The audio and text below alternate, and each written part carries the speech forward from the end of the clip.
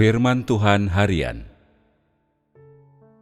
Semakin seseorang menerima firman Tuhan, semakin tercerahkan diri mereka, dan semakin mereka lapar dan haus dalam pencarian mereka untuk mengenal Tuhan. Hanya mereka yang menerima firman Tuhan mampu memiliki pengalaman yang lebih kaya dan lebih mendalam, dan hanya merekalah yang hidupnya dapat terus bertumbuh bagaikan bunga wijen. Semua orang yang mengejar kehidupan harus menganggap hal ini sebagai pekerjaan penuh waktu. Mereka harus merasa bahwa tanpa Tuhan, aku tidak bisa hidup. Tanpa Tuhan, aku tidak bisa mencapai apapun. Tanpa Tuhan, semuanya hampa. Demikian pula, mereka harus memiliki kebulatan hati bahwa tanpa hadirat Roh Kudus, aku tidak akan melakukan apapun. Dan jika pembacaan firman Tuhan tidak memiliki pengaruh, aku akan masa bodoh untuk melakukan apapun. Jangan menuruti kesenanganmu sendiri. Pengalaman hidup datang dari pencerahan dan bimbingan Tuhan, dan itu merupakan kristalisasi dari upayamu sendiri. Yang harus engkau semua tuntut dari dirimu sendiri adalah ini: dalam masalah pengalaman hidup, aku tidak bisa memberi diriku kebebasan penuh. Terkadang, ketika dalam kondisi yang tidak biasa, engkau kehilangan hadirat Tuhan dan tidak mampu merasakan Tuhan ketika engkau berdoa. Adalah normal untuk merasa takut pada saat-saat seperti itu. Engkau harus segera mulai mencari.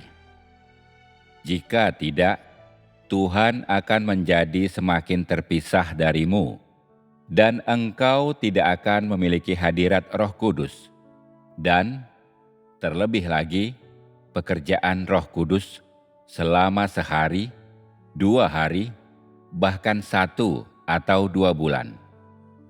Dalam situasi ini, engkau menjadi benar-benar mati rasa dan sekali lagi ditawan oleh iblis, sampai-sampai engkau bisa melakukan tindakan apapun. Engkau mendambakan kekayaan, menipu saudara-saudarimu, menonton film dan video, bermain mahjong, bahkan merokok dan minum tanpa kedisiplinan. Hatimu telah menyimpang jauh dari Tuhan. Engkau secara diam-diam telah menempuh jalanmu sendiri, dan engkau telah secara semena-mena menjatuhkan penghakiman atas pekerjaan Tuhan. Dalam beberapa kasus, orang merosot sedemikian hina sehingga mereka tidak merasakan aib atau rasa malu dalam melakukan dosa yang bersifat seksual. Orang seperti ini telah ditinggalkan oleh Roh Kudus. Bahkan, pekerjaan Roh Kudus telah lama tidak ada pada orang seperti itu. Kita hanya bisa melihat mereka merosot semakin dalam lagi menuju kerusakan, sementara tangan-tangan jahat terulur lebih jauh lagi. Pada akhirnya, mereka menyangkal adanya jalan ini dan ditawan oleh iblis ketika mereka melakukan dosa. Jika engkau mendapati bahwa engkau hanya memiliki hadirat Roh Kudus, tetapi tidak memiliki pekerjaan Roh Kudus, itu sudah merupakan situasi yang berbahaya untuk berada di dalamnya. Ketika merasakan hadirat Roh Kudus saja engkau tidak mampu, engkau sudah berada di ambang kematian. Jika engkau tidak bertobat, engkau akan sepenuhnya kembali kepada iblis, dan engkau akan berada di antara mereka yang tersingkir. Jadi, ketika engkau mendapati dirimu berada dalam keadaan di mana yang ada hanyalah hadirat Roh Kudus, engkau tidak melakukan dosa, engkau menahan diri, dan engkau tidak menentang Tuhan secara terang-terangan, tetapi engkau tidak memiliki pekerjaan Roh Kudus. Engkau tidak merasa tersentuh ketika engkau berdoa. Engkau tidak mendapatkan pencerahan atau penerangan yang jelas ketika engkau makan dan minum firman Tuhan. Engkau masa bodoh tentang makan dan minum firman Tuhan.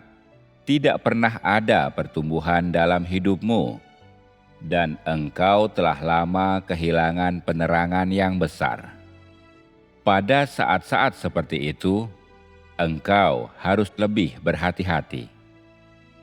Engkau tidak boleh menuruti kesenanganmu sendiri. Engkau tidak boleh memberikan kebebasan terhadap karaktermu sendiri lebih jauh. Hadirat Roh Kudus bisa lenyap kapan saja. Inilah sebabnya mengapa situasi semacam itu sangat berbahaya. Jika engkau mendapati dirimu dalam keadaan seperti ini, cobalah untuk membalikan keadaan sesegera mungkin. Pertama, engkau harus mengucapkan doa pertobatan dan memohon agar Tuhan memberikan belas kasihan-Nya atasmu sekali lagi. Berdoalah dengan lebih sungguh-sungguh dan tenangkan hatimu untuk makan dan minum lebih banyak firman Tuhan. Dengan landasan ini, engkau harus meluangkan lebih banyak waktu dalam doa. Lipat gandakan upayamu dalam bernyanyi, berdoa, makan dan minum firman Tuhan, dan melakukan tugasmu. Ketika engkau berada dalam keadaanmu yang paling lemah, hatimu paling mudah dikuasai oleh iblis. Ketika itu terjadi, hatimu diambil dari Tuhan dan dikembalikan kepada iblis. Segera setelah itu engkau tidak akan memiliki hadirat Roh Kudus. Pada saat-saat seperti itu, teramat sulit untuk mendapatkan kembali pekerjaan Roh Kudus. Lebih baik untuk mencari pekerjaan Roh Kudus sementara Dia masih bersamamu, yang akan membuat Tuhan dapat memberikan lebih banyak pencerahannya kepadamu dan membuatnya tidak meninggalkanmu. Berdoa, menyanyikan lagu-lagu pujian, menjalankan tugasmu, serta makan dan minum firman Tuhan. Semua ini dilakukan agar iblis tidak memiliki kesempatan untuk melakukan pekerjaannya, dan agar Roh Kudus dapat bekerja di dalam dirimu.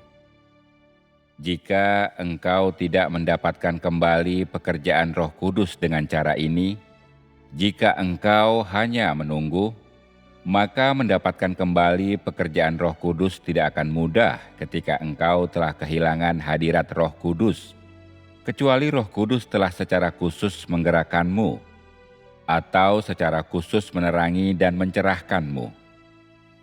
Meskipun demikian, dibutuhkan waktu bukan hanya 1 atau 2 hari untuk memulihkan keadaanmu. Terkadang bahkan 6 bulan bisa lewat tanpa ada pemulihan sedikit pun.